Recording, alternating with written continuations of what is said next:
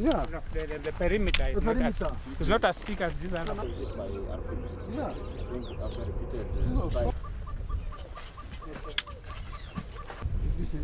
This is from enemy? Yes. Combat vehicle. Here you think it is an RPG? It sets fire in the vehicle. So you see the fighting position. VVID, which attracted attention.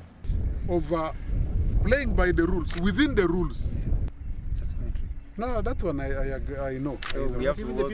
It's our responsibility as commanders to be able to visit the troops on the ground. Not in particular case, of course, yes, Kenya, the Kenyan camp, but also other camps. I've been to Sector 5, Sector 4, Sector 3.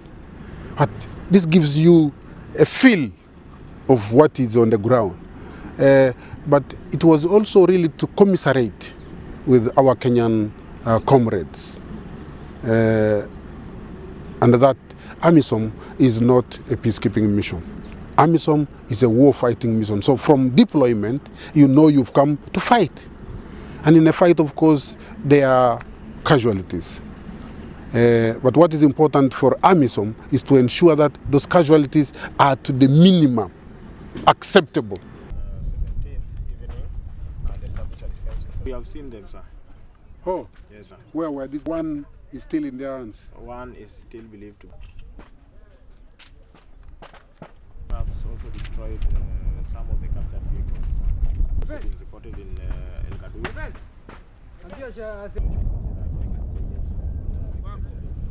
Ordinary Land Rovers. 3 Land Rovers. It is important for the Somali people to note that this happened, but AMISOM is back on the ground.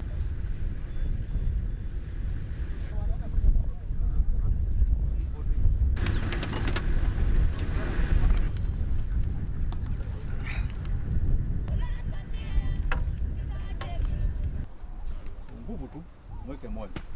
Sasa force headquarter wana support ya nchi, ni kazi ngumu, but it is very unfortunate kwamba tunakurudi na wataendelea kuzifanya Mogadishu. This is the time to ensure that that support is consolidated, that we are invigorated, we are emboldened to pursue this enemy to wherever he goes. Moyo najua mko nao, iko ile mnakuanga nayo.